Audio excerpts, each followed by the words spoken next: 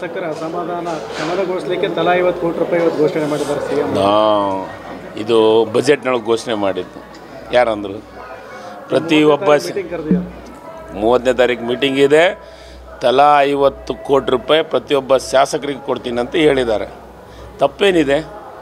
ಇದಕ್ಕೆ ಶಮನ ಗಿಮನ ಇಲ್ಲ. ನಾವೆಲ್ಲರೂ ಒಂದಿದ್ದೀವಿ, ಏನೇ ಮಾತಾಡಿದ್ರು ಒಂದಾಗಿ ಕೆಲಸವನ್ನು ಮಾಡ್ತೀವಿ. ನಾನು ಒಂದೇ ಮಾತು ಹೇಳ್ತೀನಿ, ದಲಿತರನ್ನ ಪ್ರಧಾನಮಂತ್ರಿ ಮಾಡಿ. ಯಾಕೆ ಮಾಡಬಾರ್ದು? ಬೆಲೆ ಮಾತಿಗೆ ಅಷ್ಟೇ. ದಲಿತರಿಗೆ ಯಾವ ದಲಿತರಿಗೆ ನೀವು ಮುಖ್ಯ ಹುದ್ದೆಯನ್ನು ಕೊಟ್ಟಿದ್ದೀರಿ? ಇವತ್ತು ಯಾರು ರಾಷ್ಟ್ರಪತಿ ಮಾಡಿದ್ದು? ನಾವು ಬೇರೆ ಬೇರೆ ಸಮಾಜದ ಬಂಧುಗಳನ್ನು ಭಾಳಷ್ಟು ಮಾಡಿದ್ದೀವಿ. ಇವತ್ತು ದಲಿತರ ರಾಷ್ಟ್ರೀಯ ಅಧ್ಯಕ್ಷರು ಇದ್ದಾರೆ ನಮ್ಮ ಪಾರ್ಟಿದು. AICC ಅಧ್ಯಕ್ಷರು, ರಾಷ್ಟ್ರೀಯ ಅಧ್ಯಕ್ಷರು ಬಂಗಾರ ಲಕ್ಷ್ಮಣನ ಅಧ್ಯಕ್ಷನ ಮಾಡಿ ಏನು ಮಾಡಿದ್ರಿ?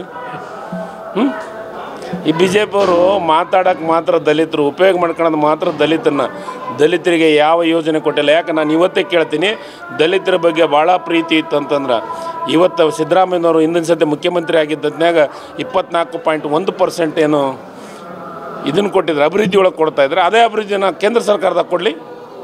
ಯಾಕೆ ಕೊಡಬಾರ್ದು? ದಲಿತರು ಓಟ್ ಹಾಕೋಕ್ಕೆ ಮಾತ್ರ ಇದ್ದೀವ ಇವ್ರಿಗೆ? ಬರೀ ಏನಾದರೂ ಅವಶ್ಯಕತೆ ಇದ್ದರೆ ಉಪಯೋಗ ಮಾಡ್ಕೊಳಕ್ಕೆ ಮಾತ್ರ ಇದ್ದೀವ? ಏನಾದರೂ ಹೇಳೋದಿದ್ದರೆ ಕಾಲ ಬಂದತ್ನಾಗ ದಲಿತರು ಮುಖ್ಯಮಂತ್ರಿಗಳು ಆಗ್ತಾರೆ.